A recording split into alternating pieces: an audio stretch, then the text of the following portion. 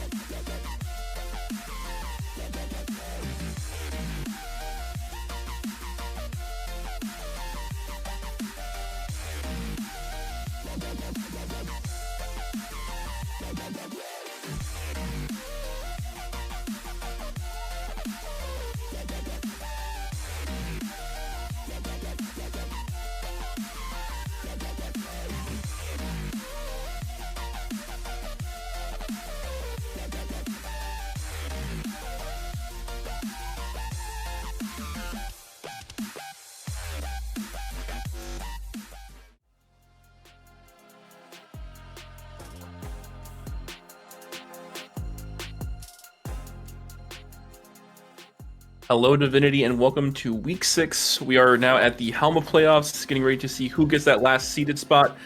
And we're going to start it off with Conduit Esports Revelation versus Funny Business Salesman.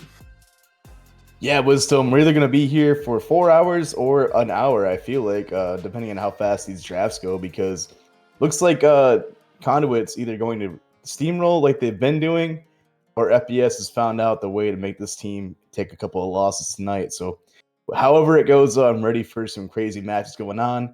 I do recognize Fenbach for Conduit in that top lane, always been a great top lane anchor for any team that they're on. TF Faker and Corey the Rose for FBS are some great players as well. So we'll see how these drafts go and what they want to use to continue their success.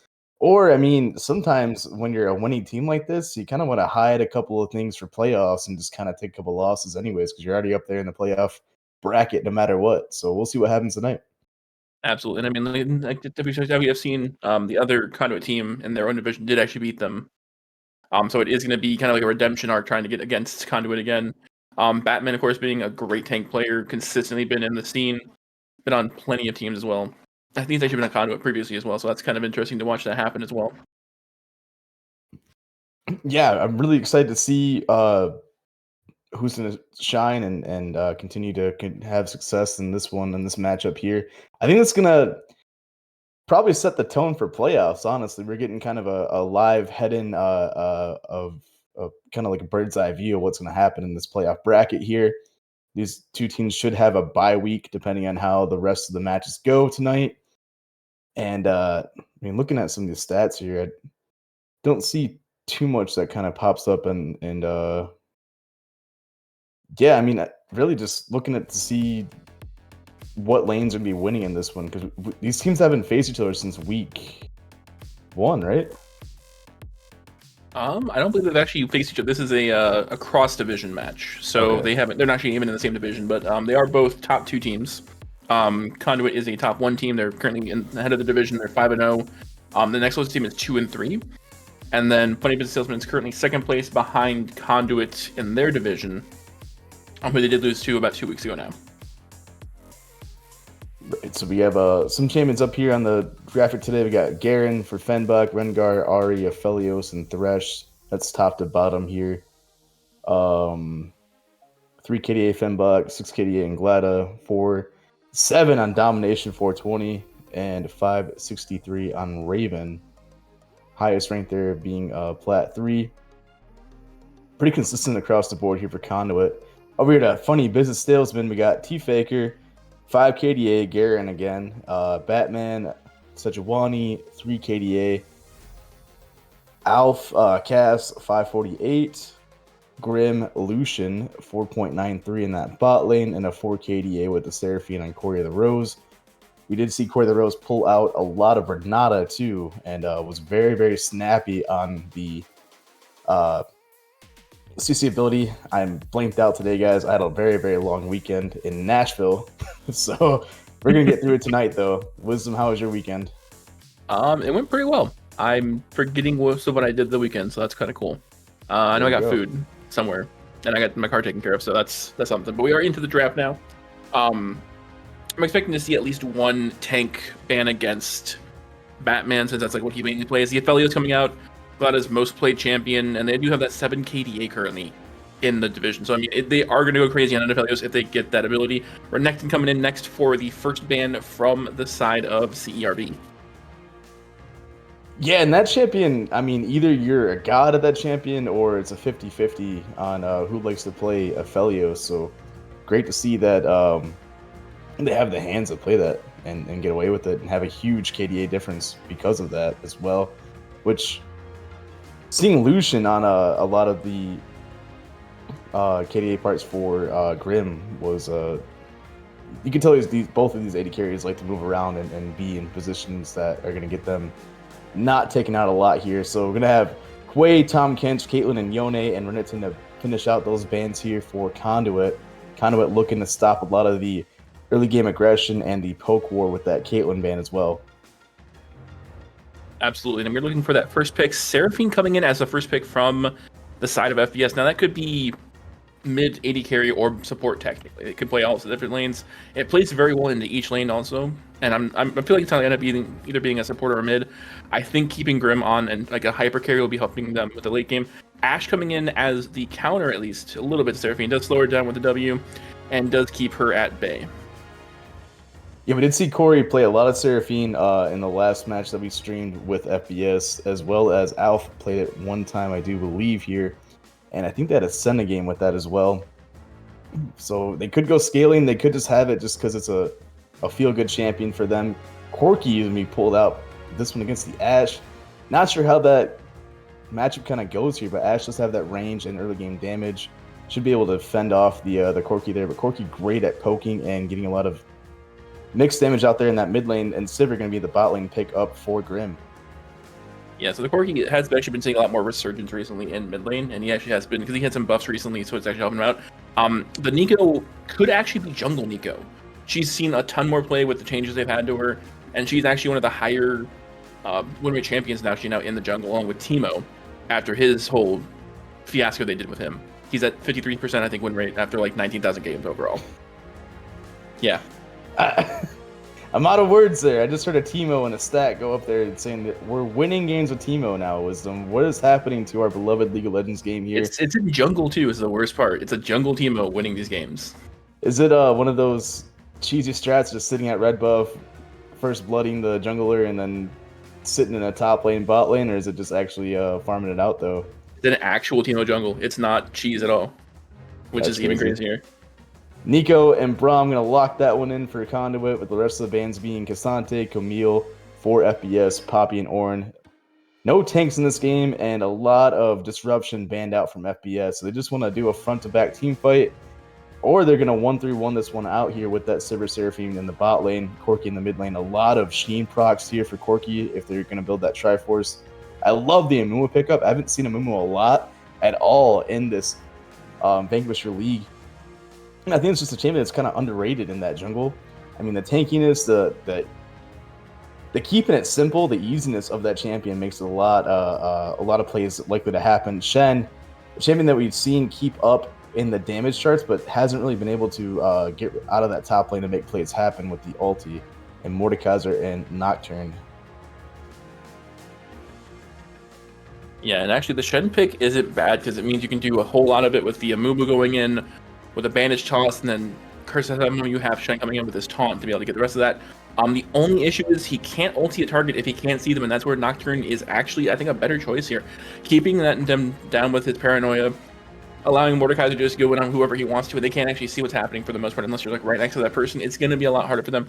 The Nico going into the mid lane, actually, into Corki, is going to be a very interesting matchup, I feel like, because it's not going to be a very simple one for Corki. He's going to have to worry about moving away from all of the different abilities and also watching out for any additional minions that could be showing up in that mid lane.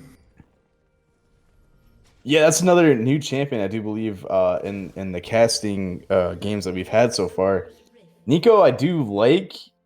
I just feel like it's a little repetitive the later it goes on in the game. You kind of figure out the tricks after a couple of, maybe a first blood and a couple of kills after that. Unless that Nico starts steamrolling, you're kind of used to, okay, there's a extra minion here, or I haven't seen Nico in like 5 minutes. I'm sure there's going to be a huge 5-man play waiting to happen. So if FPS can be very aware of Nico being that mostly engaged with that Nocturne, with the Braum Ashe follow-up and the Mordekaiser, a great pick comp picked over here for Conduit. Going to use their laning skills to their advantage, and we'll see if FPS can keep up with that, because they do have a couple of team fighting champions here to help out with a lot of the engage that Nocturne and Nico are going to have. Absolutely. The Seraphine ultimate, of course, coming out, is going to be able to stop a lot of that power coming in. They do have the Nocturne spell shield, but it's the only one that really does have that. Ashe can try and get an arrow off early, but unless they have the good follow-up for it, it's not going to work out very well. And just a normal 5-man happening from both sides. Very interesting to see Batman and Glado are actually sitting in mid lane, just kind of like taunting at each other. And Corki trying to get that early push in for this mid lane.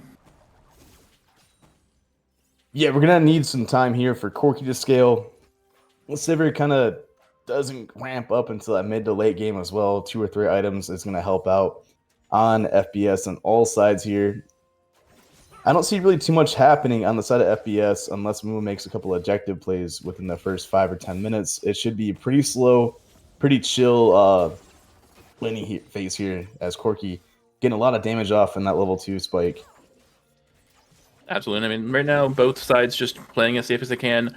Bot lane trying to see who's going to get that first level 2, see who can actually goes in first. But so far, it looks like it's going to be about even. CRV does actually get that first one, but the movement back is really good for them, and they don't have to worry about it. The only issue I see with FES is they don't have a lot of magic damage. Mine is like Shen has a bit of magic damage. Amumu's mainly magic, and then you have like the combo of Corki and then Seraphine. Otherwise, they're very AD heavy, and or like there's no real like AP threat they have to worry about from the side of CRV, which means they can actually build armor a little bit easier, especially with the Mordekaiser Nocturne and the Braum, and just get prepared for those front-to-back fights. Yeah, that's going to be the biggest struggle there for CRV is getting that gold onto them, finding those picks, and knowing when to fight and when not to fight, because that Amumu Shen combo can catch you off guard even when you have a lot of bursts like the Nocturne, Mordekaiser, and the Nico.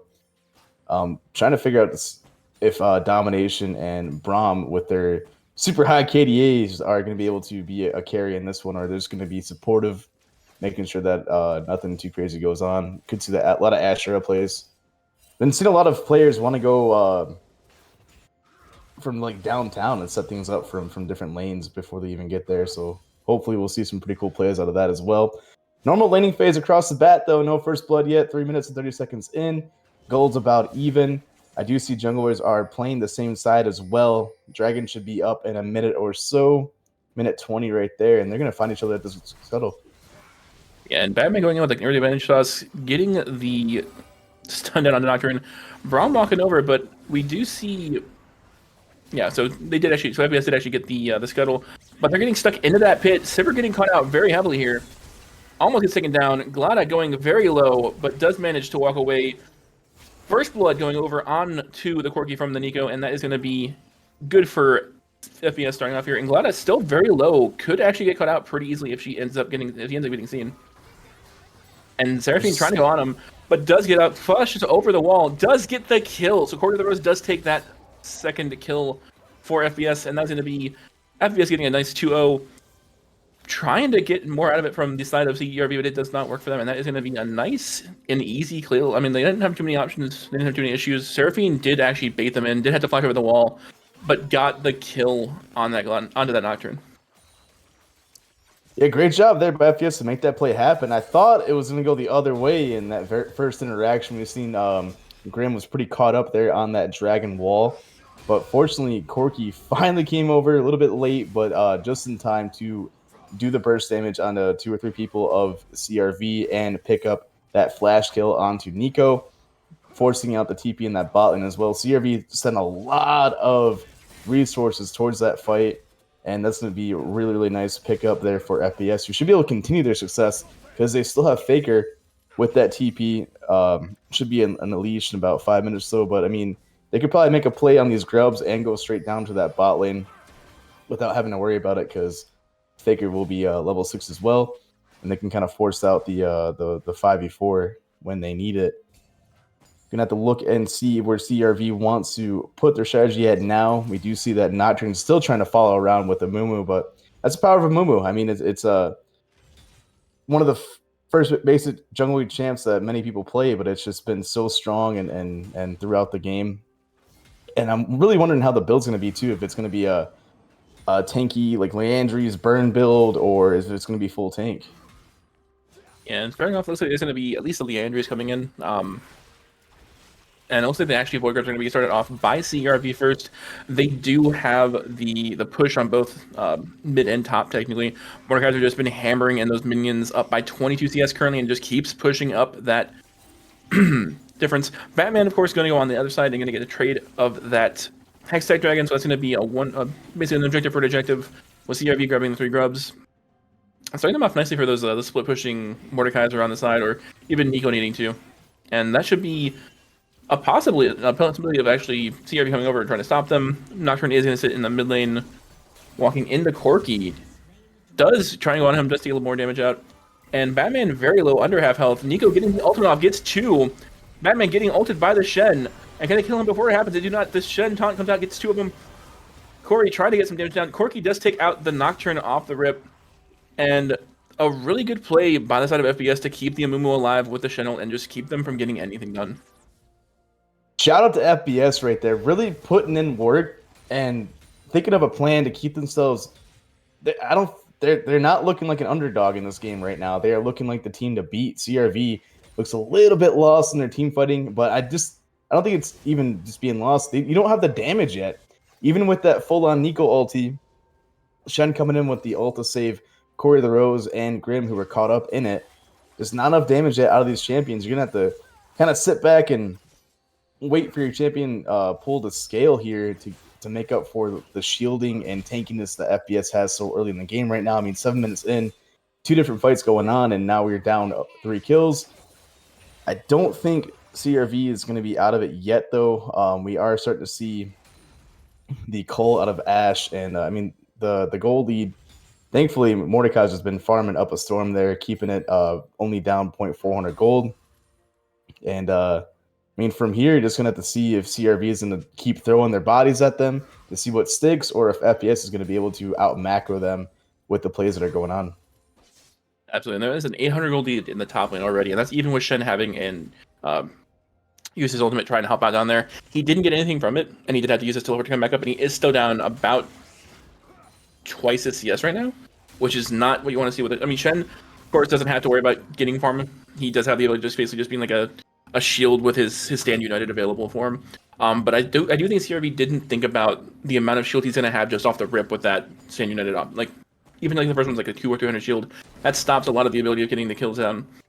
And unfortunately for them, for CRV, they didn't get anything done with the Nico ultimate with Nocturne. Nocturne wasn't even in that fight for the most part. He was trying to mess around with the Corki up top in the mid lane. And it did come back to bite them a little bit. Yeah, there's a couple of things that are kind of... The story is kind of unfolding now in this early game. We're almost about 10 minutes now. We're going to know that Mordekaiser is going to be a macro god in that top lane, probably never leave. And if they do, they're taking 2 or 3 people with them, Nocturne ulti in the mid lane. And that's going to be double ulti coming down onto the Corki. He does go down. Unfortunately, he does go over to Nocturne, which, if you need to have an assassin done, Nocturne's great for that. But I do think giving it to Nico might have been a better option just to get her more into the game. She does have a death. She does have an assassin. Shen getting the taunt down onto the Mordekaiser, but does take about half of his health as damage for that trade. Yeah, CRV going to be taking whatever things are out there in the open and free for them. You do see that Nocturne on the Corki was just pretty easy with the setup from Nico.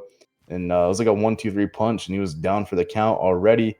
Alf is not out of that lane, though. I mean, up 2 kills, almost has that Triforce completed, and the tier's about a third of the way done right there.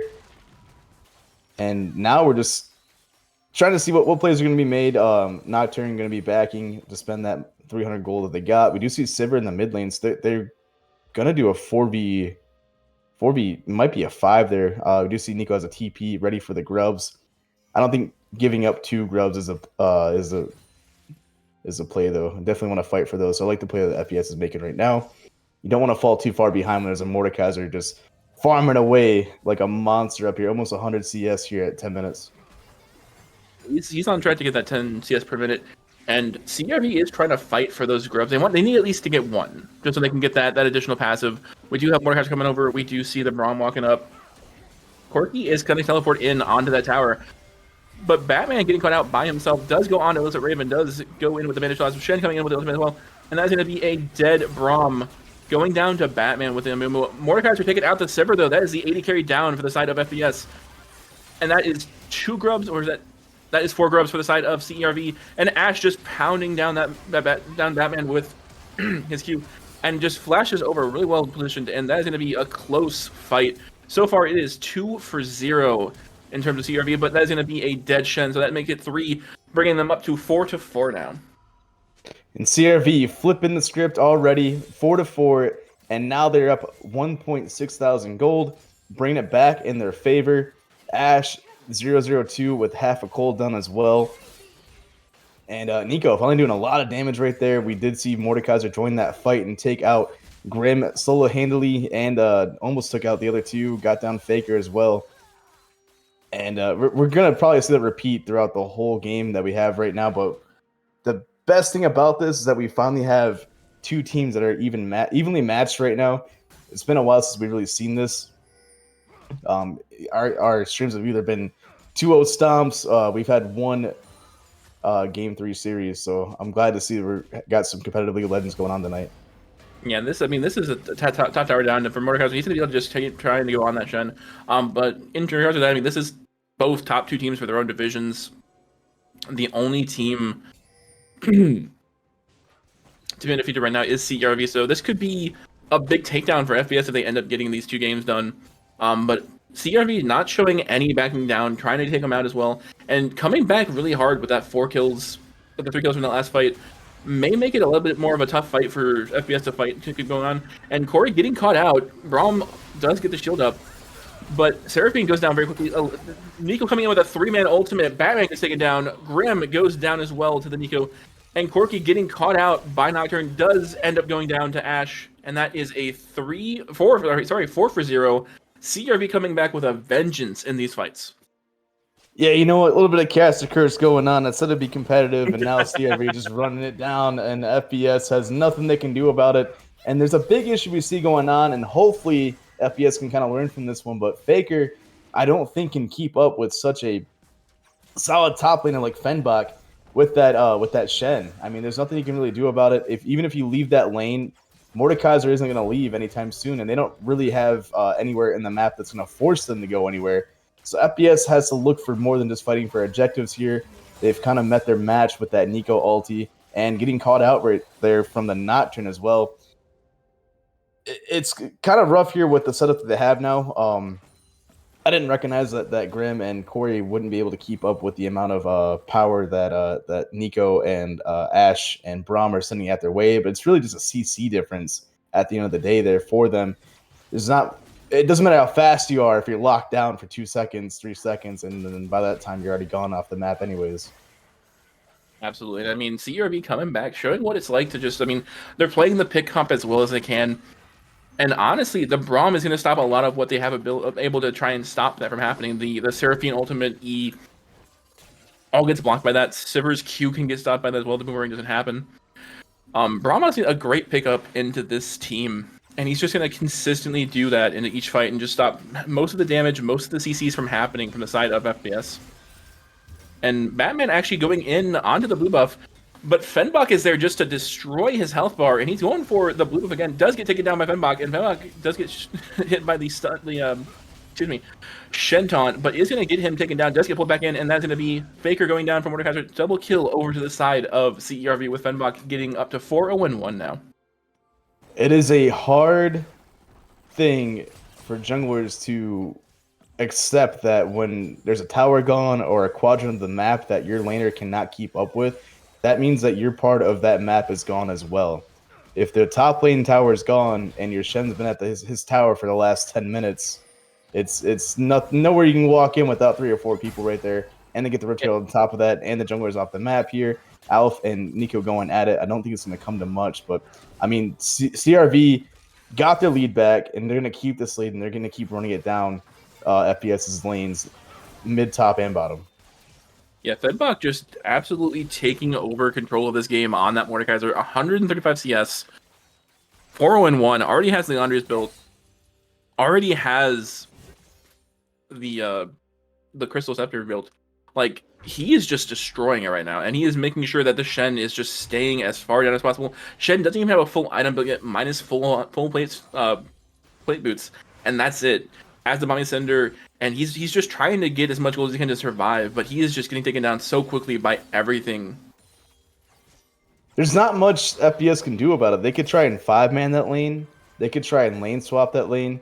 But, I mean, now you're going to end up having one laner that's already behind. If Mumu goes in there and tries to lock down Mordekaiser, Mordekaiser's going to take Mumu out the game, and then Faker's going to be next. Even if they lane swap right there, you're going to just put whoever's laning up against that at a deficit. Maybe you put Corey and Grim up there because they can just kind of survive that one and just walk away and push the lane a lot faster than Faker can. But I don't think Faker can deal with Nico at the same time. Really just want to probably do a rotational. Back Fenbach up, just show them that there's a team up there, and then push a wave or 2 out, go right back to your mid lane, do the same thing, kind of run around as a team.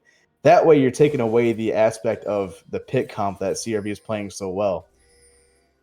Yeah, but it looks like they're actually going to be playing the exact opposite of that. Fembok is just going to consistently terrorize that top lane down with Mumu and Seraphine showing up on that bot side, trying to go for that Nico, and does not get anything out of it, unfortunately. With CRV pushing in that mid lane with the Ash Braum against just the Sivir right now. T-Figure getting pulled in by Fembok does go for more damage, but is just going to walk away. Gets a full heal back with his W and just walks away like nothing happened from that fight. Here comes the third dragon of the game. CRV lost one dragon, and since then they've been taking everything on the map here, so I don't see anything that's going to change really on the side of CRV this early from the time they've been winning. So, I mean, 17 minutes in now, we went from a 1,000 gold lead to now a 6K gold lead at between 2 or 3 minutes on top of that. They already have full vision and a full team down there with Fembok waiting on standby with that TP to disrupt anything that's going to happen from the Shen. This should be a easy CRV dragon in about 20 seconds here. Absolutely, and I mean, Ash just sitting in that mid lane, just keeping the wave off of the tower for the time being, and doing such a good job. We do have Alyssa coming over to try and help stop that. Nico and Nocturne are going to take out that bottom tower. So they're going for those objectives before the big objective of the dragon. And we actually do see Nocturne going back into the Herald again. It's going to charge in. Faker getting pulled in by Mordekaiser, but we do actually have them go in onto them. Ultimate coming in from Nocturne, Ultimate coming in from Amumu. We do actually have Corki flash away, but does get the kill onto the Nocturne, and that's going to be a jungler down for the side of CERB, which is going to hurt them on that dragon. Yeah, that last couple of seconds there, I didn't know if CRV would be able to flip it or not. Glada is now off of the map, so getting a little bit too greedy there on that attempt to take down Corki. You see Fembok backing in attempts to... Maybe, no, he's just going to back off the map. I was wondering if he's going to come down towards that dragon fight to be there before Batman kind of got there. But Batman hasn't backed. Getting some Oh man, that arrow almost hit Batman as well from inside the red pit. But Nico was there. Yep, Nico actually is going to be pretending to be one of the red buff minions, and that's going to be the Standing coming in from Shen. Corki just destroying Nico's health bar, does get the red buff, and that's going to have to be Alyssa Raven walking away from that one. But it is going to be a 5-piece down here now. Does have to flash away. Does have Shen backing again, because Mordekaiser was sitting top, and he's now mid lane, though, and they're looking for that fight the rest of the way, with Mordekaiser just trying to get as much as he can done. The top dog is here when the little dogs get sent to the gray screen. So Fembok is here, noticing his team's having some struggles on the dragon, knowing that he needs to come in and kind of bring in some extra damage and pressure onto this dragon so FPS does not get any sort of lead off of that. I think CRV just did a little bit of a power check in there, trying to see what they can and can't get away with. FPS is not ready to throw this game away in the trash yet, though. They are still fighting this one out, still preparing for the later parts of this game as well. Gonna let that dragon go, but they only down one, and that should be a Ocean Drake, which should help them out. But honestly, Mordekaiser should be level 18, and a couple of Ocean Souls on that in the next 15 or so, 10 or 15 minutes is going to be insane. Probably unkillable of a champion right there with all of those stats on top of them. We'll see how FPS continues to play this one out, because they're just playing so reactive. But it has been working out for them. Alf is now 4-2, Triforce, and almost at man immune. Should be on his next back. Yeah, and they actually did swap lanes for CRV side. They did put the Nico up top against the Shen, and they did put the Mordekaiser into the Corki, which does make a lot of sense. Since Corki is, of course, the stronger of the two. I don't know if he's going to be able to actually just 1v1 Fembok, though. Fembok's just going to like play that so well. I mean, he's already got 2 full items. He's working on that third. Corki barely has a Triforce, working on the Mirror Mana, but not going to give him too much of a power spike after that. Until he ends up going for some kind of armor pen, because Mordekaiser's just building as much HP as he can, and he's just going to sit there and tank up as much damage as he possibly will. Yeah, I do have one kind of question in the back of my head right now. I'm trying to figure out if Sivir or Corki will attempt to build a Serpent's Fang, but Nico is one of the ones to fight here. And actually does end up missing her ultimate. Amumu going back in onto the Baron, but Seraphine getting cut out very hard. Banished Thoughts coming in onto Alyssa Riven. They get the stun down. Batman goes down to Glada. We have the teleport coming in from Shen. Fembok flashes onto Seraphine, gets the kill. Going on to Shen currently, does pull him into the Death Realm, and is going to go, welcome to my world, my dude. And he's going to take him out. Flash over from Faker, does miss him just barely. Glada getting the Q down onto him. And he's going to possibly get for that kill, but ends up going away and going for that Baron instead. Well played by Shen. I feel like Batman's slamming his keyboard down right now, because he definitely pushed Q to hit Nico, but that Baron play ruined it a little bit there for that team fight for FBS. Not having your Mumu ulti on the 4 members, but on the Baron and the Nico, definitely going to throw that fight for you. Alf and Grim are still here to try and disrupt this Baron, though. Yeah, and Alf getting pushed back by the Nico clone. They are going to get that Baron down pretty quickly. And they may look for a fight now that they've actually gotten it. Grim getting slowed by the Braum. And gets hit again by the Q, but that's going to be them walking away. Benbach almost getting caught out by the Shen, but does actually make it out with that back. So yeah, a couple of points to make here is that, I mean, I think Sivir used the ulti around that Baron pit, though. A lot of FPS's ultis are meant to go together, but I'd seen every 2 or 3 seconds was a different ulti instead of all at the same time here. If they can get their communication down on when they're going to push their ults, like the Seraphine plus a Mumu plus a Shen plus a Corki Rocket should be able to do burst damage on 1 or 2 members of CRV here. That's just one thing I'm kind of seeing from these team fights so far. CRV seem to be on all the same pages here, running as a unit, running as a team in that Baron pit. All 4 or 5 members were kind of there doing damage all at the same time. Great timing on the Baron play as well. So now they can kind of just keep doing what they were doing, just a little bit easier. And we actually do have Domination getting caught out. Does flash and cleanse out, so it's going to make it away from a Mumu, just who does end up using the Source of Him. I mean, Braum ulti's down. Seraphine ult coming through. He gets both Ashe and Braum, but is going to have not to come back in. A Mumu taking down the Ashe. Seraphine gets killed by the Nico. Was it on the back line by himself, or themselves, against Batman. Batman goes down. We have Sivir going down, and Nico as well. That's a triple kill for the Nico. And Mordekaiser's going to take out T-Faker under the tower. Does finally get him 300 gold over. Corki taking out the Nocturne, but Corki is the last living member of his team and is going to get slowed down. And Fenbach going to get that easy kill, pulls him in, goes, yep, see ya. And that is an ace for the side of CERV at 24 minutes. I love the effort here by Corki Alf, but I don't think flashing in there was the right call. A Mumu fighting in that backline there and just kind of breaking down what's going wrong for FPS, which has been a lot. But I think there's some things to learn from this one, and the way it started out was great there for a Mumu. Getting that pick and domination, and I don't know, CRV just kind of run it down. They're already going to break down this mid lane inhib tower. Baron play going to be a successful play for them, and now they have an open inhib to work with as well. You might just want to send Mordekaiser into a side lane and just keep them there, and let FBS kind of run around with your rest of your team and break the space open, get this game one over with, and force them into that game 2. Yeah, and Batman almost getting caught out by the Mordekaiser, but they are actually just going to take as much as they can from that jungle, and we do actually have the next dragon coming up in 2 seconds. So that should be a pretty easy CRV dragon. Grab that for their 3rd and then soul point. And then they just had to basically either try and just get another good team fight like they've been having, or just wait for that last dragon, get the soul, and then just push their lead. Yeah, the good news is for FBS is that there is still plays to be made. CRV is not playing 100% perfect on this one. They're just coming out on top due to the champ diffs and the playmaking abilities and the amount of farm that Fenbach has in this Mordekaiser as well. 2 items for both AD carries right now, 2 items for the supports. Almost have 3 items for the Corki. Nico making plays with that Malignance, and the big problem here is that Nocturne and Mordekaiser are doing so much damage at the same time. Is that a Zeke's there for Nocturne? It is it's a possibility for that. And actually, I mean, if you look at Shen, though, still just the 1 item, just the Heartsteel. But he only got that very recently, so that's going to do almost nothing for him so far because he hasn't had time to stack it, hasn't had time to get that damage down. And that's going to be a big issue. Shen, great for the team, but is currently still down 68 CS, is having a lot of issues getting in onto the enemy team. Even with the Amumu and the Stand United, it's not happening for him. And again, Sivir is 0-3 right now. Ashe 1-10, and I mean that's just a huge issue too. Is that Sivir's not getting that huge spike, didn't get the early gold down, is running an IE and an Essence Reaver, so as of right now she doesn't have all of the damage she needs. But Ashe is just going to consistently put out that damage with the Kraken, with the Runins, and is just going to try and melt down the tanks from that team. Yeah, that's kind of the problem with the Shen right now, is that there's not one true carry besides the Corki that can really make a play happen with that Stand United. All members of CRV right now are doing their jobs correctly here. Ashe being consistent damage, keeping that slows going down, and Nico always making a play happen on whatever side of the map. Do have a couple lane swaps going on. Mordekaiser's in that bot lane, Nico on the top.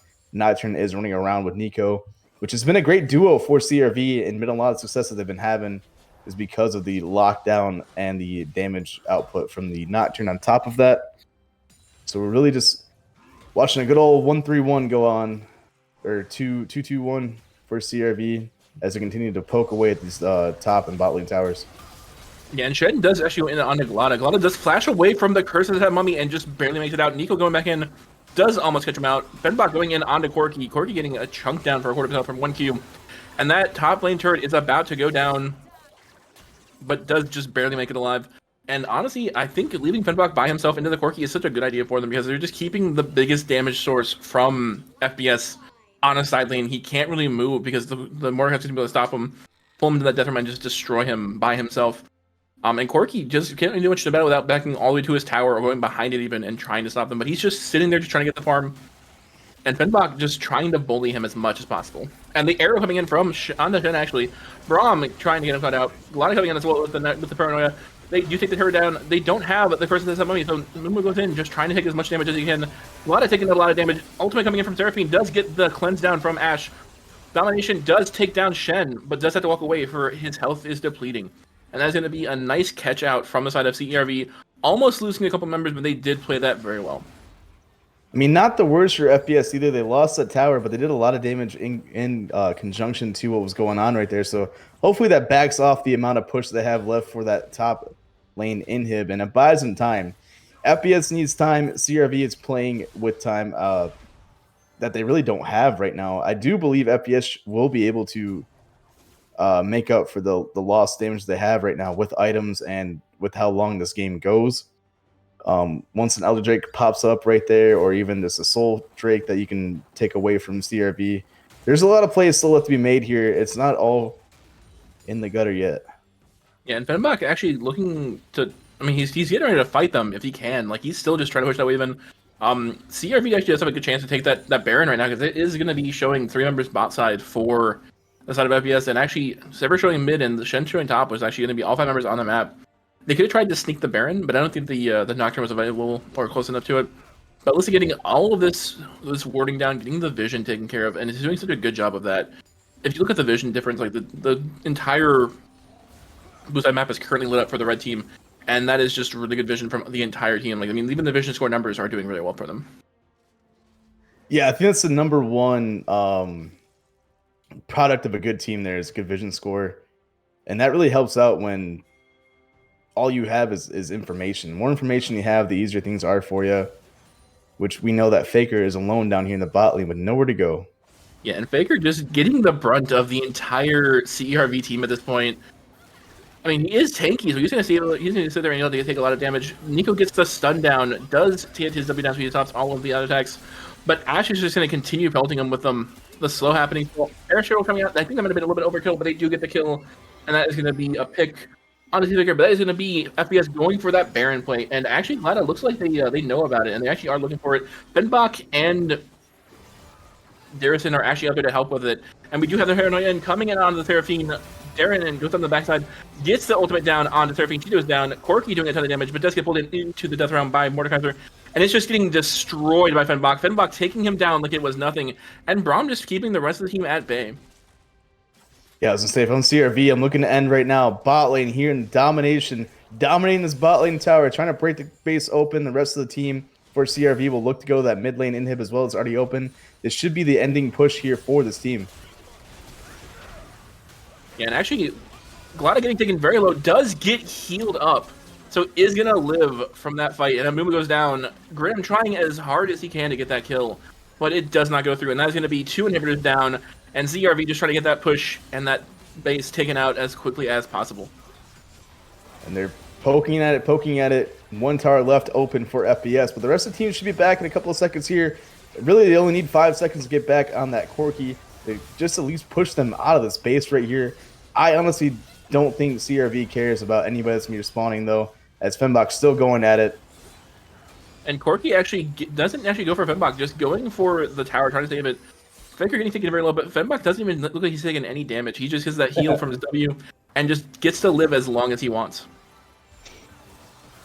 This is one of the longest pushes I've seen in this Vanquisher League so far. Here comes another 5v5 in the matter of a minute or two. Yeah, and CRV playing this extremely well, just trying to keep the minions pushed in. That tower is so close to being down. If they can get this this last inhibitor through, they've basically got this game on lockdown.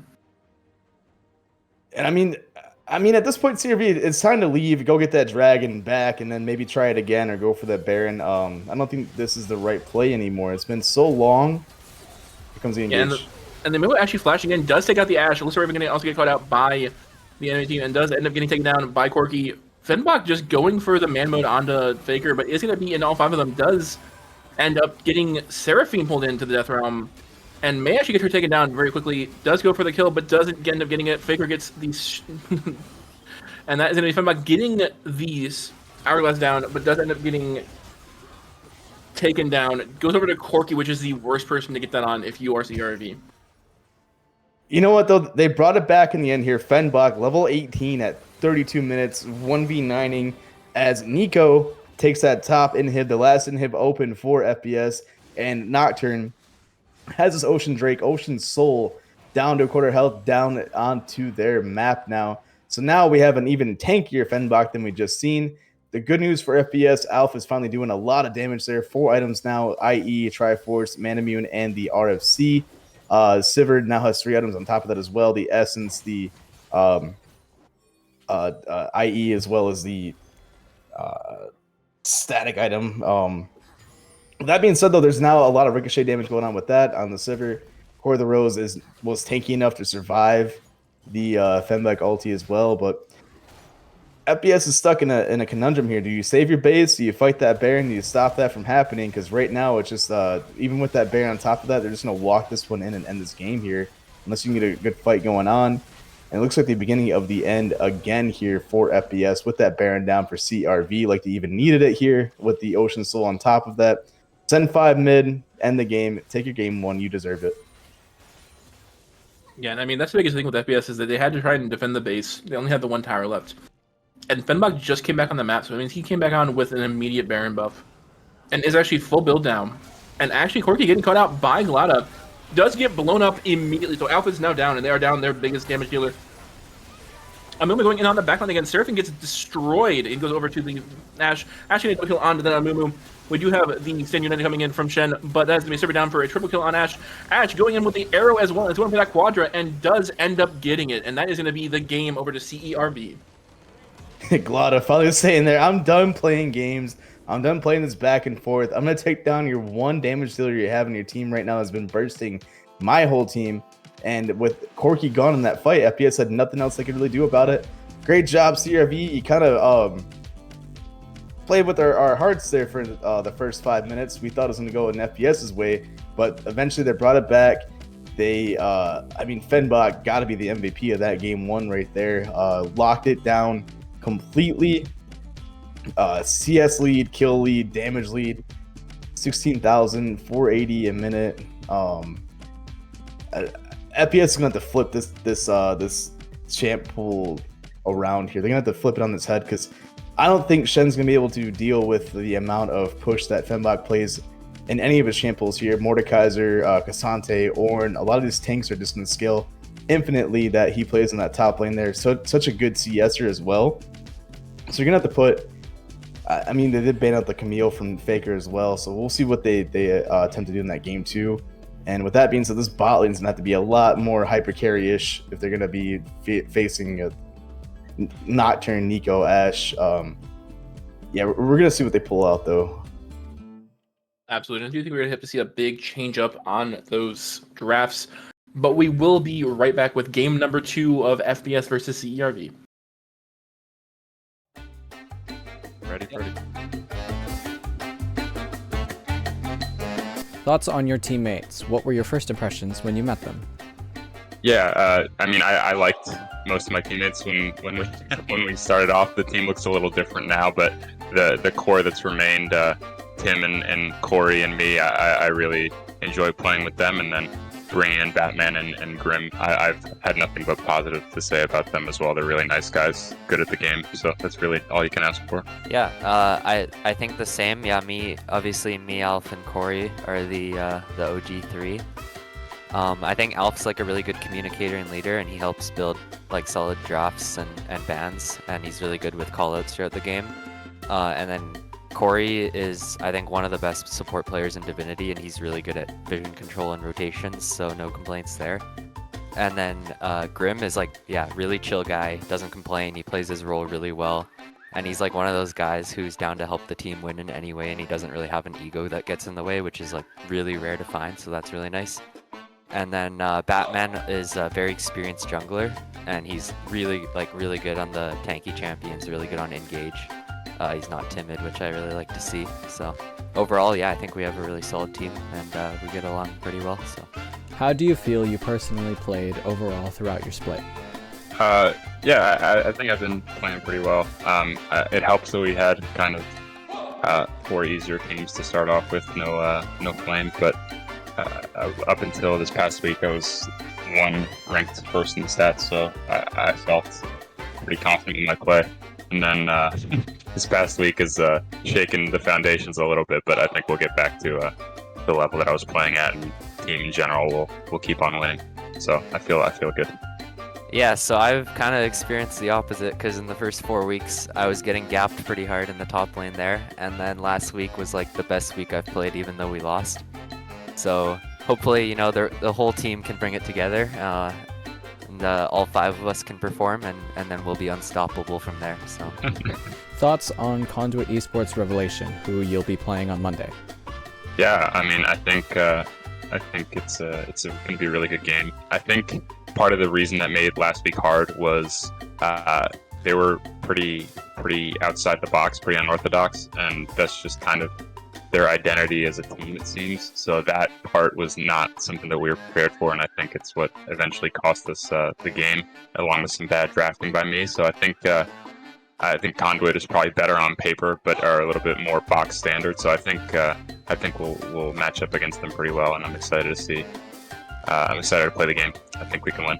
Yeah, obviously they're the top team for a reason, so they're a very solid team. But I do think that they play a very similar style to us, so it should be a little bit of a better match than what we had last week.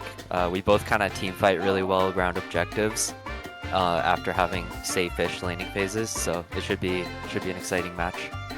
Do you have a highlight memory in Titan so far?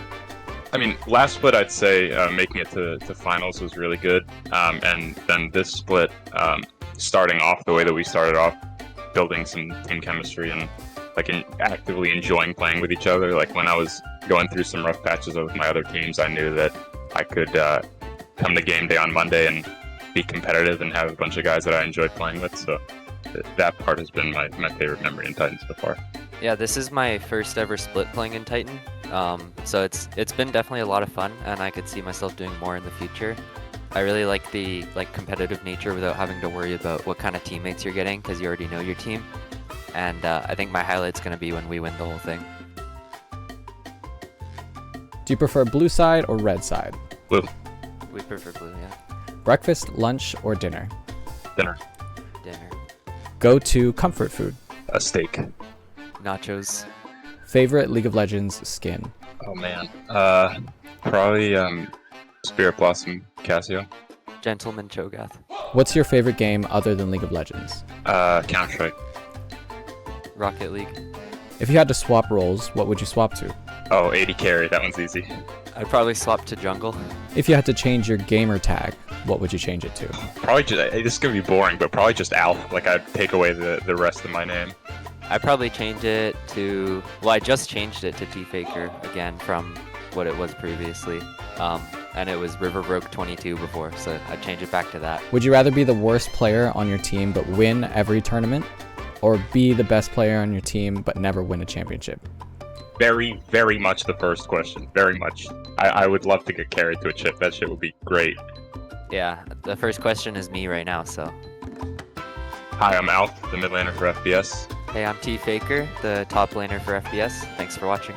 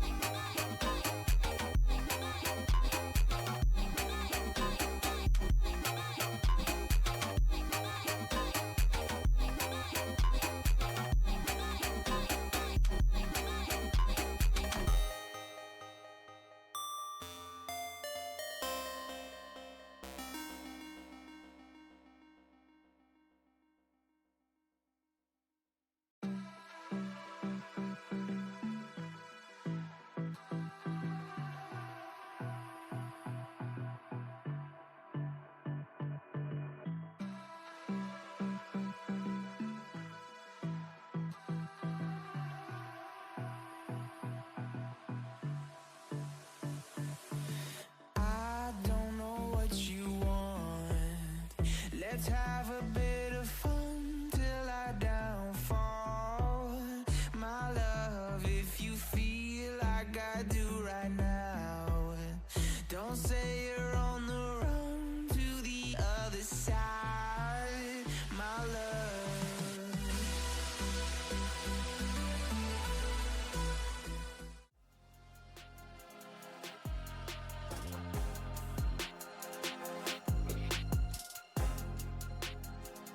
Welcome back, Divinity, and we are here for Game 2 of Funny Business Salesman versus CERV.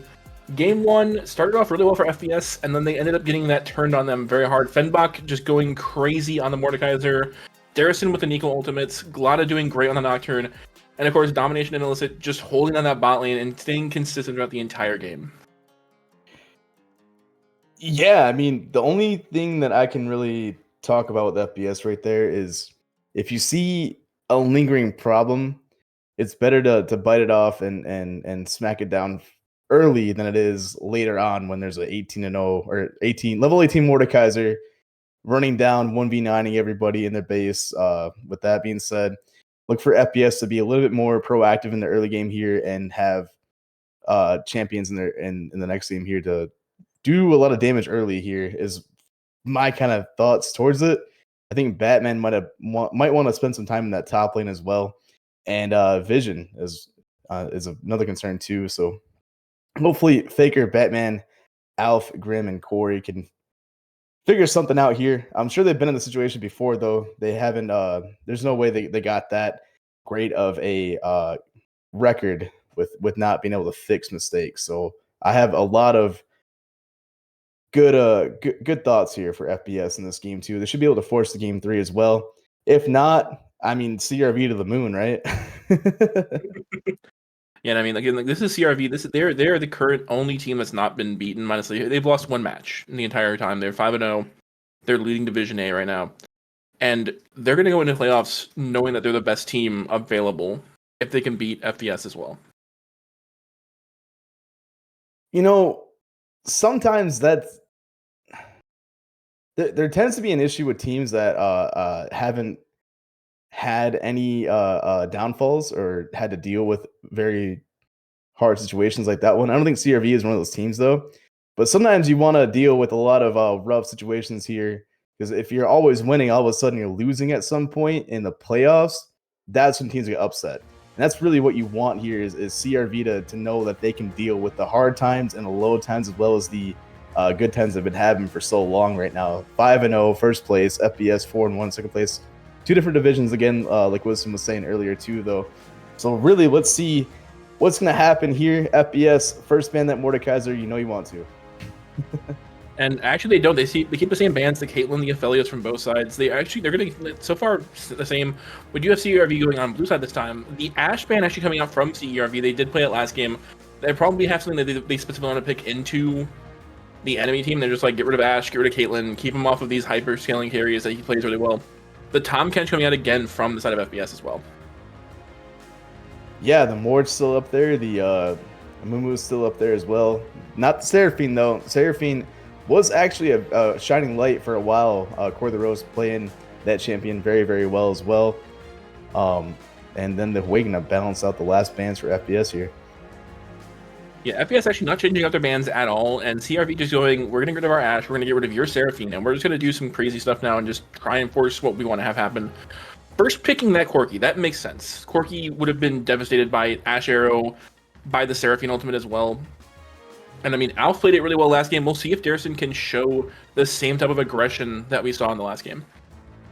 And Jin pulled out there for FPS as well. A lot of still unknowns here. Corki could be in that bot lane too. I have seen it a couple of times as well as a Jin. Alf did play Corki very, very well last game. I think that's just Corki things though. Corki, once you get that Triforce and that Mana Mune, you just start throwing R's out there and your autos are doing a ton of damage too. Sejuani, I love that pickup for Batman. It should be able to be a lot more disruptive, and that's a champion I haven't seen in a while in Wisdom. Yeah, the card that's coming in from CERV, that could go, again, a plethora of places. It could go AD carry, it could go jungle.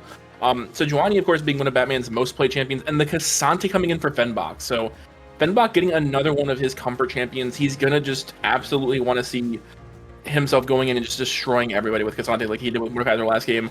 And the Trundle coming in from FBS, so that's going to be a pretty good counter into him. You can stop him from moving with your Ice Pillar. And we'll see if T-Faker plays better on more of like a carry champion than he does on a full tank, with the Leona starting off our second set of bans.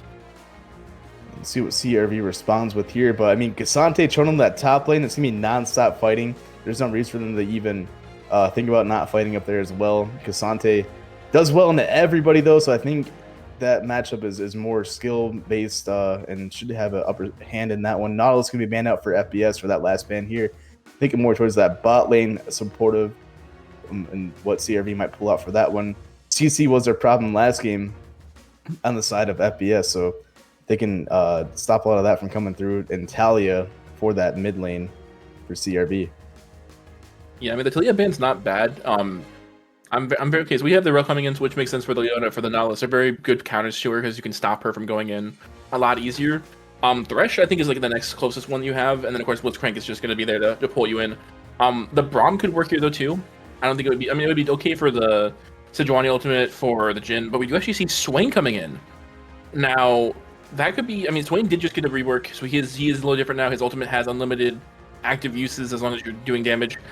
And is that going to be Swain Alistar in the bot lane? Yeah, I don't see it being a Karthus matchup here. I mean, they could go either way. All we know right now is that Cassandra's going top lane, really. And Yone could be going mid lane here as well for FBS. A little bit of Korean Worlds action going on now. They did ban out that Yone last game on the side of CRV, so there should be a reason why that champion's been banned out. Could see Alf go crazy again. Looks like he's one of the main carriers of this FBS team here, so I mean, this is where I would rely on pro comps to tell me what's going on here, because I do not have enough. Okay, so Cassante, Karthus, Glada on the Karthus in the jungle, and then Darrison in that mid lane, and that is a bot lane Swain Alistar combo. You ever seen that before, Wisdom? I have, but it's been a bit, and I haven't seen it since the new changes to Swain, so this may actually be better for them. Swain's E no longer does damage going out, but it comes back in a lot faster, so it does the damage then. I mean, if you can pull in a couple of people and you have the Alistar just go in with a full combo, that's going to be a huge bunch of CC just to stop them from being able to do anything. And quite honestly, I think it's going to be interesting to see how they play this with the Jhin Rel.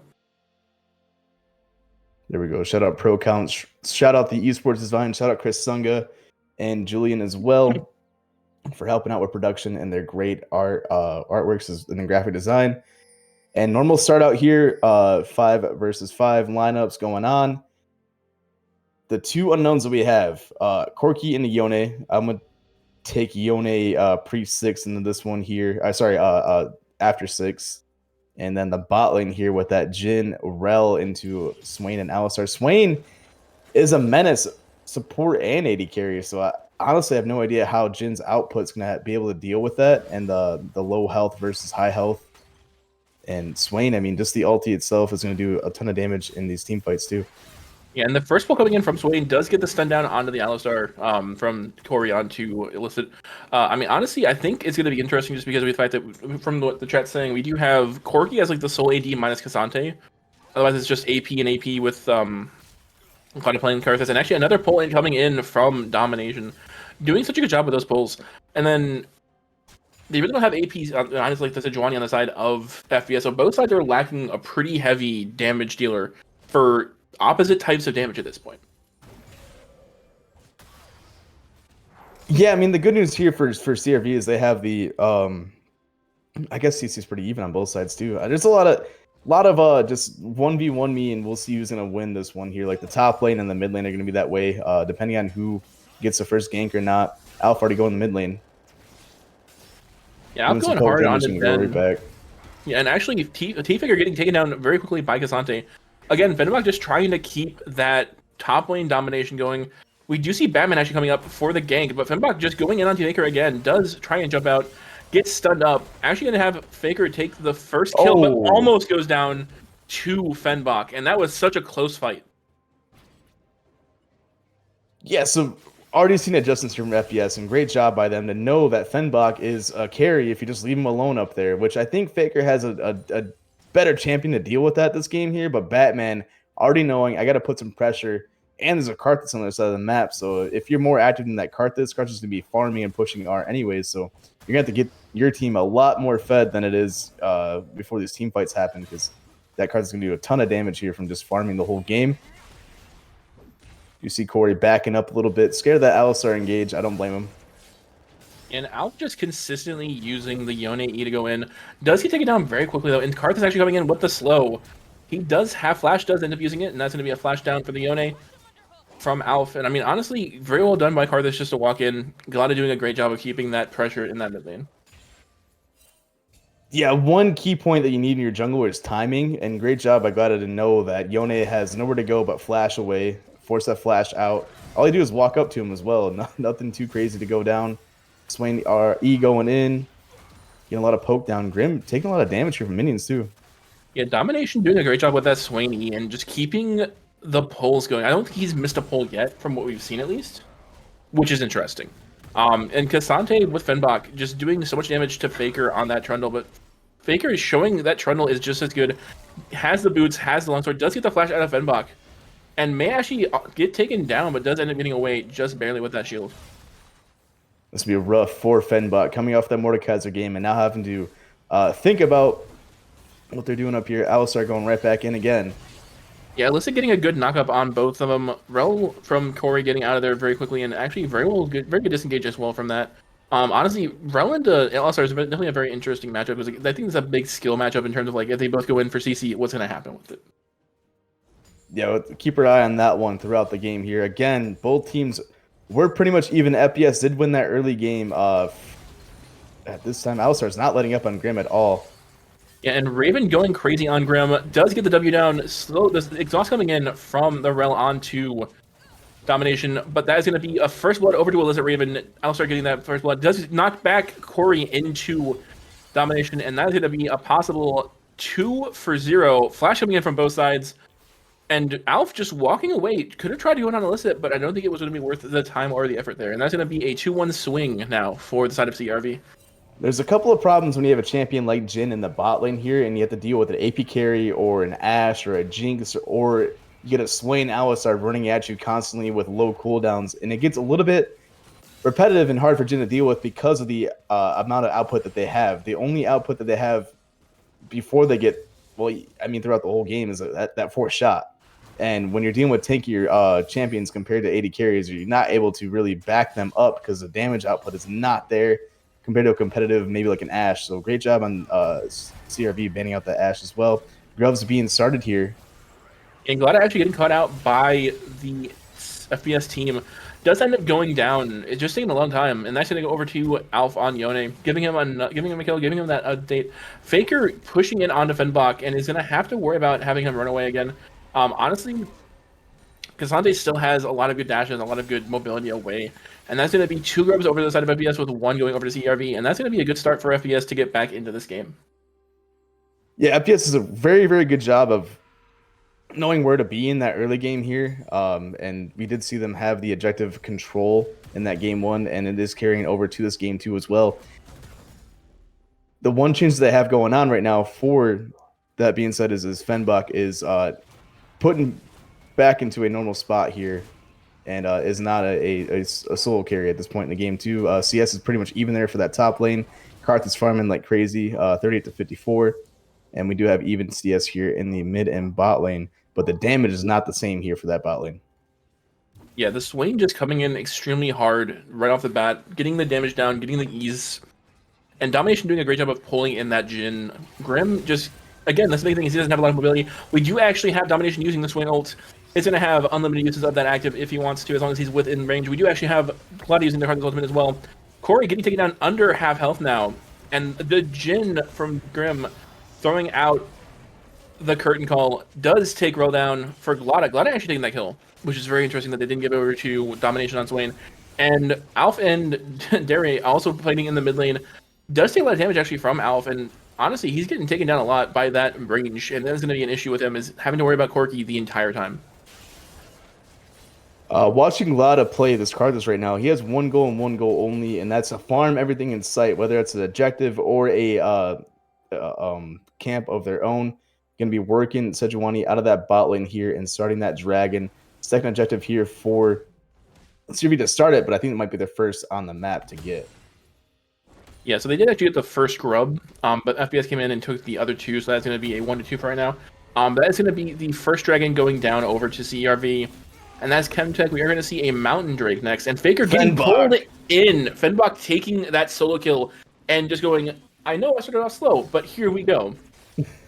What an outplay right there, bringing Faker into their own tower, making Faker take a couple of tower shots there to stop that healing that he's been having to deal with, and doing the extra output for them. Also, the Thornmail beginning there, the Bramble Vest to help out with that as well. So Fenbach has a plan up there, and he's going to continue to have success in that top lane, as we know so far. Tied it up 1-1 and up almost 12-15 CS up there. You see the mid lane is still pretty much even. Alf and Corky still farming it out there. Alf does have a kill on top of that mid lane though. And bot lane, FPS not having a good time down here against the Swain Alistar combo. I might pull this out myself in one of my games. Yeah, Swain is really strong now, especially like into like either AD carry or solo lanes, or I mean, the support keys wouldn't be too bad either. Unless they just consistently for the damage. We do have Batman coming up for another gank on Fenbach. Can he make it away this time? He does have the flash available, does pull in both Batman and Faker, does end up flashing away, gets stunned up. We do actually see Glada coming over, but is going to be too little too late, and Faker takes the kill on Cassante, giving him 2-1 now. You know, FPS looking a lot different in this game, looking very much more comfortable in this game too. Feeling like they don't have to deal with any trickiness out of that mid lane too. Nico was that game 1 pickup for that mid lane. Darrison's been kind of quiet, farming it out, knowing they're playing Corky this game. And Batman knowing they have to keep that top lane under controls, or it's just going to be something to come back and bite them in the end here. The problem that we have right now for FPS is that they're going to be in a territory where this bot lane should be leaving at some point. This Swain and Alistar should probably go to mid lane in about 3 to 5 minutes here when that tower is plates go down and everything like that. I'm wondering how the lane swap is going to be towards the mid game for both of these teams, and where these champions are going to end up going. Because this Jhin and Rel combo are going to need some help here, or they're going to have to go to a different lane to get some farm going on as well. Yeah, I mean, Jhin into Swain is just a very hard matchup for him to take it. I mean, with the Alistar they're comboing, actually, we do actually have a fight possibly going in for grubs here. We do have Batman walking up. Alpha's there with his 3rd Q, and Faker is available. Corky does go away. Darius is getting away. We do have the knockup going in, but does miss his ultimate from Alf. And that's going to be Batman going down to Fenbach. Fenbach taking out Faker as well. Double kill over, and that is just Fenbach showing that top lane dominance once again. Pulls in Alf and ends up giving the kill over to Glada. That's going to be a 4 grub game for CERV once again, and taking those 3 kills for none. Fenbach again just showing that dominance in that top lane. You can't hold him back. You could throw 3 people up there, and he'll still find a way to get an advantage going at any point in this game right now. Now 3-2, still up that 13 CS on a Cassante as well. Should have a great time throughout the game. And we're seeing a lot of playmaking abilities out of everyone on the CRV team. Not one player, Fenbach, Glada, Darrison, Domination, Illicit Raven, they're all doing their jobs here from game 1 into halfway through game 2. And I mean, this is just, again, communication, good warding as well. Batman trying to get in on bot lane, but doesn't end up getting stopped up by Illicit. Swain getting pulled in by the Rel. Does get sent up again, uses the ultimate on Swain. Flashes the ultimate from Sejuani, and that was so close to still hitting even after the flash. But the pull coming in, we do actually have Corey going in hard on the Rel. Does get the Swain down to Batman, but Batman getting low, taken very low. Doesn't end up dying though. Is living with like 2 health. Illicit knocking back Alf, and Alf coming in just trying to save the day Rel. But that is going to be a possible double kill. Oh, Over to Glada. Glada. Glada coming in crazy with that Karthus ultimate.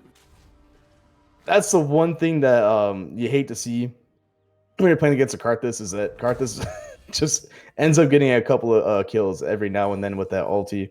Great pickup for them. This is going to help them scale into that late game as well. Already 1 item for them. Cole almost finished by the Corki. Another fight here for Faker and Fenbach. And that's the difference between these 2 top laners, that they can both do damage here. They can both fight back. They don't have to have a noodle fight. We actually have some champions up here that are doing some damage.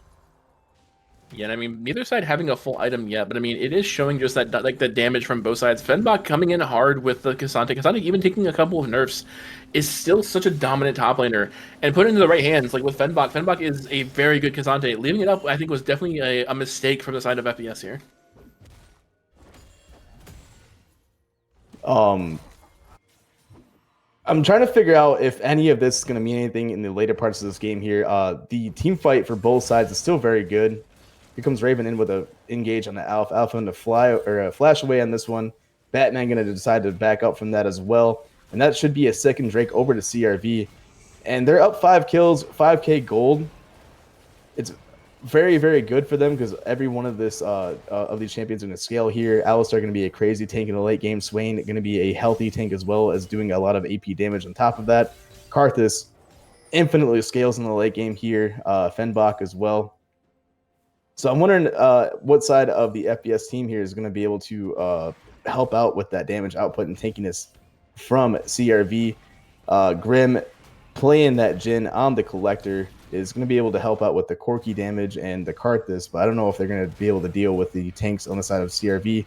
And we already have a Rift Tail going down for CRV as well. They're going to try and steamroll this game out like we've seen in that game 1 here.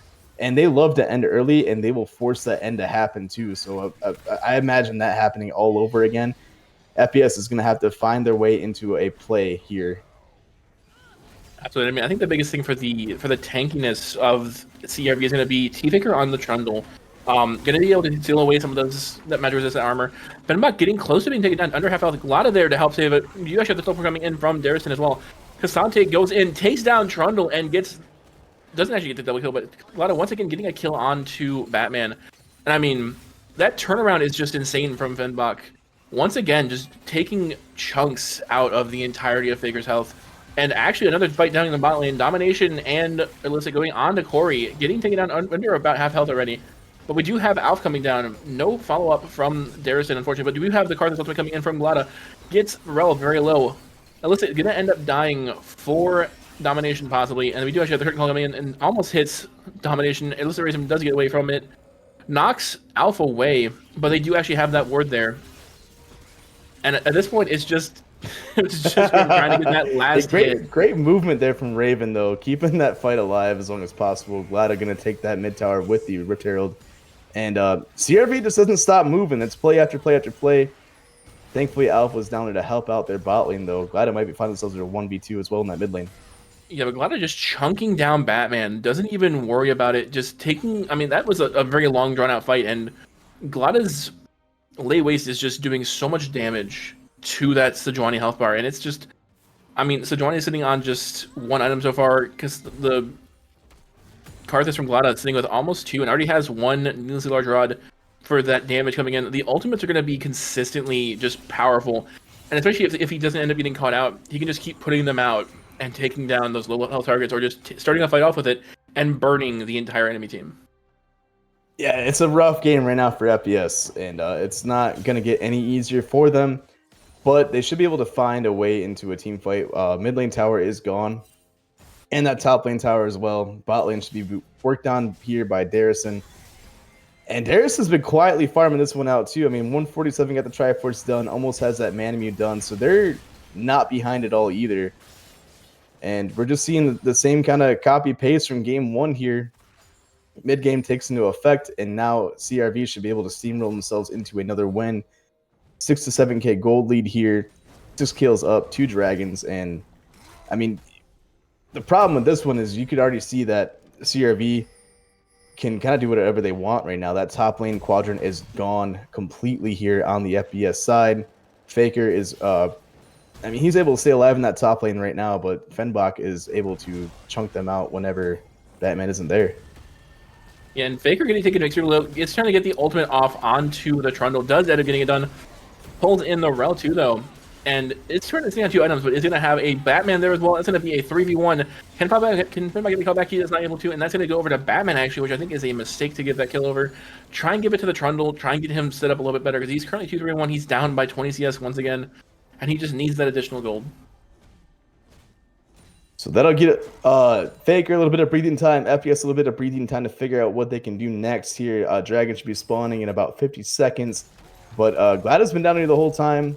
There's a couple of wards there showing if they do walk in that Dragon Pit, though.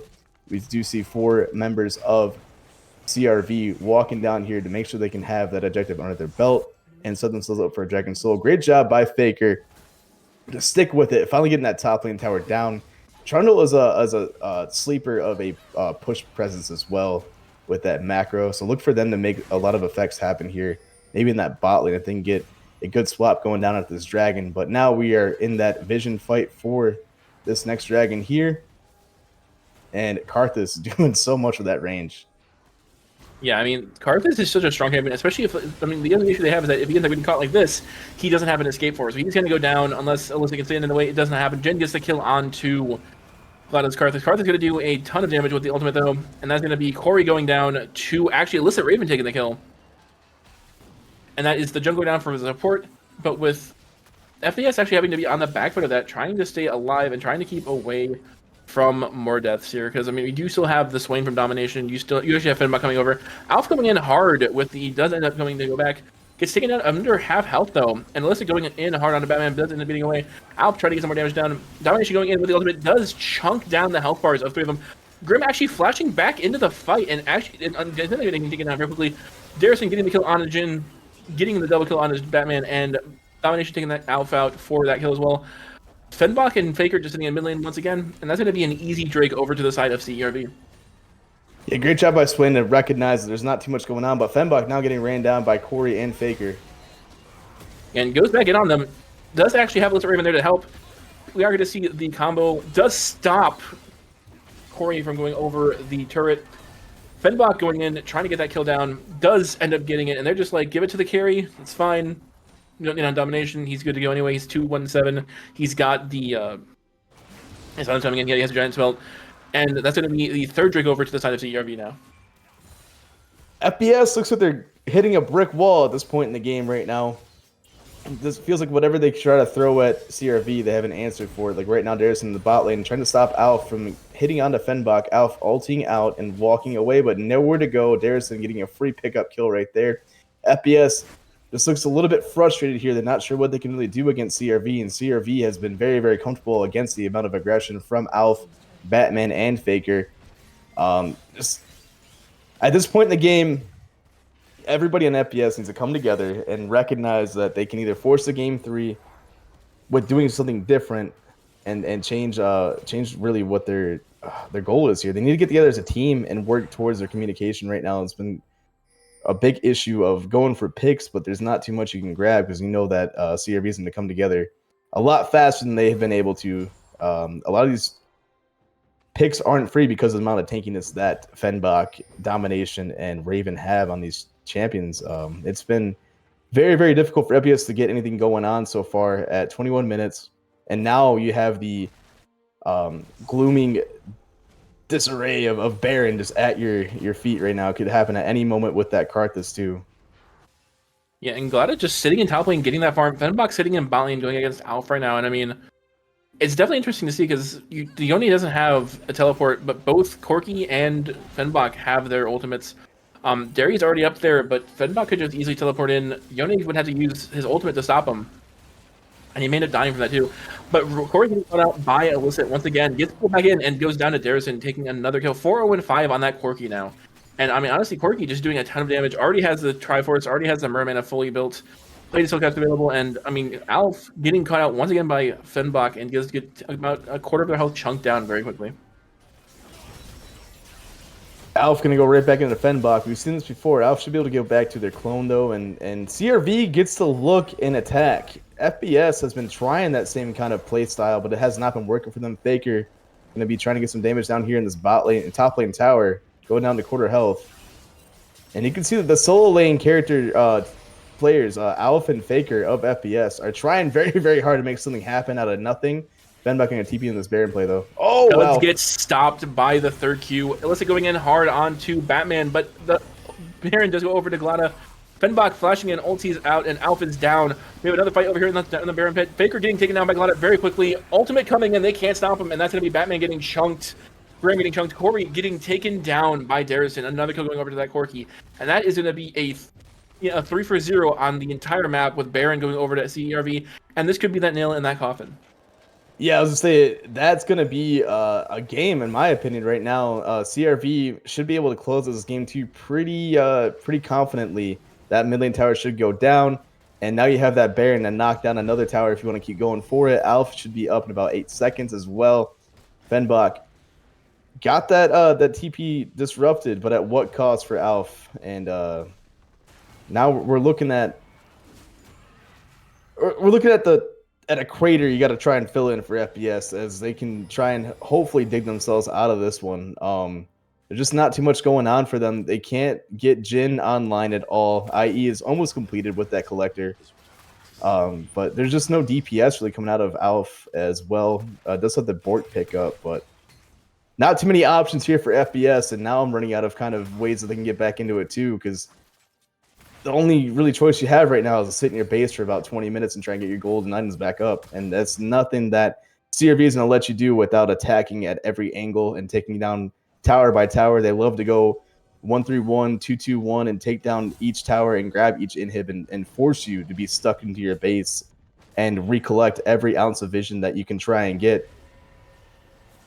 And Fenbach going in hard onto Batman doesn't end up getting the kill, but I mean, CRV has just been so dominant this entire game. They do only have 38 seconds for that last dragon for Soul, and I think they're going to wait for that one to just try and get the push in. They're going to get bot lane pushed in. Domination getting Alf pulled in once again, chunks him down. Like, they just don't have the health bars to survive this. And I mean, the amount of range as well from the side of CRV. You have the Karthus, you have the Corki, you have the Swain. I mean, they have a lot more range than they do melee. And I mean, that's going to be hard for Alf to get on, for Batman to do anything. Like, unless you end up getting like a ton of CC down, it's going to be hard to keep them in check. Yeah, definitely. I mean, it's all or nothing right now for FPS. Darrison poking out Faker taking a ton of damage there. And the rest of the team kind of split pushing down here in the bot lane, forcing FPS to be stuck, defending their base. I mean, there's nothing they can really do about it unless Batman or Stitch want to get a good engage here. Yeah, and I mean, they're just letting Glada to get that dragon. They know he's on there already. He's got to be there. He's not fighting anywhere else.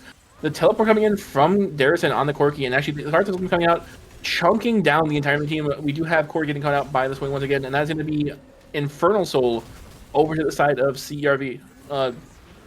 There it is. The kill actually on Trundle went over to Karthus, which is very interesting. And that is going crazy in their base. Alfman. Corey getting chunked down. Grim there. Batman's just sitting behind trying to pull him back, but that's going to be a double kill over for Fenbach. And Batman could be that triple kill for him that he needs. We do have the curtain call. Triple kill over to Fenbach. Does he hit by one? Does he hit by another? And that's going to be all of the ultimate down. And that's going to be 2 inhibitors at least going down for the side of CRV. Yeah, CRV has no hesitation at all in their veins right now. I mean, Fenbach, as soon as that Infernal Soul popped up, he's like, okay, I have enough damage to take out anybody in front of me. As the last one being Grim, and Grim is nowhere near strong enough to deal with the amount of push that CRV has. And now they are setting themselves into a 2-0 and a win again for CRV. That's all they do. They win, win, win no matter what. And they are showing that again as a last-ditch effort to stop this from FBS going on, but just not enough damage again. Alf going right back in. At least FBS can die as a team together as their Nexus gets taken down. Yeah, and Batman actually going to stop them from killing him. He can't be slowed, but he does get pulled back, and that's going to be a 2-0 victory for CRV over FBS. Man, Wisdom. There, there was usually I can recognize something, maybe a weak point out of the winning team, or where they can kind of get caught out from. Or I mean, game one we've seen a little bit more out of FBS and what they could do with the amount of CC they had and the Corky. Alf wants to be a playmaker. It's just with Yone and Jin right there, there's nothing you can really do about it. You got completely smothered out by Champ Diff right there. I really wish we had the Pro Count draft here. I'm sure Pro Count, shout out to them as well. Use them for all of your drafting needs. They definitely would have gave the win over to CRV right now. Just the amount of tankiness on this team with that Corky to make up for that late game damage and mid game damage as well. Great job by them. I mean, it's complete stomp. There's a reason why they haven't lost the game. Yeah, and I mean, Corky for Duristan ending 6-0-9, so no deaths at all, which is crazy good. And I mean, again, CRV just showing the dominance that they had all through Group A, and even showing it in the cross groups. And now we are going to be ending for the rest of this week. We do actually have playoffs starting soon, so get ready for that. We're going to have a lot more fun games and a whole lot more in terms of that final when it comes in, as well as hopefully a lot more games versus just 2-0ing every single time. Yeah, I don't think it's the last time we're going to see these two teams face off again.